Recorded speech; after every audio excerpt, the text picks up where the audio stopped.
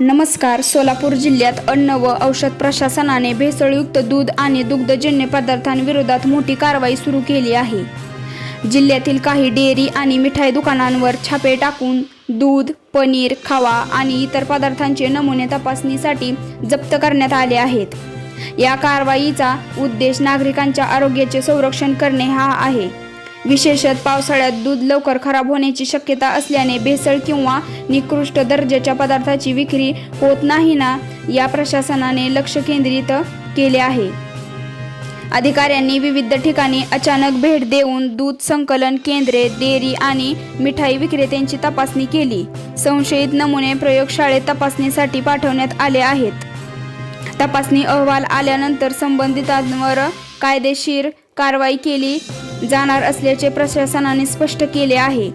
तज्ज्ञांच्या मते भेसळयुक्त दूध किंवा दूषित दुग्धजन्य पदार्थांचे सेवन केल्यास पोटाचे विकार, अन्न विषबाधा आणि इतर आरोग्य समस्या निर्माण होऊ शकतात.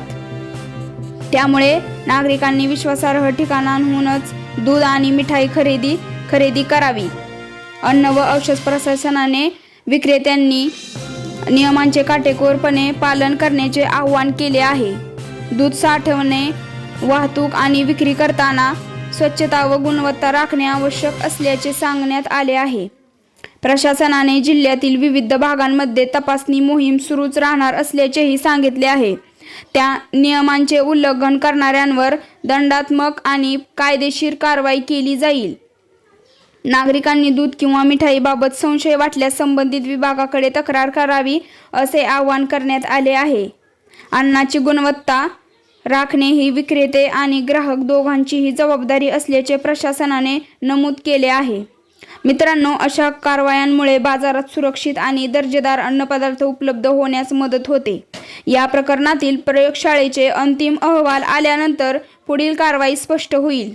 ही माहिती तुम्हाला उपयुक्त वाटली असेल तर व्हिडिओला लाईक करा, चॅनलला सबस्क्राईब करा आणि अशाच सत्य व पडताळलेली माहिती मिळवण्यासाठी आमच्यासोबत रहा. धन्यवाद.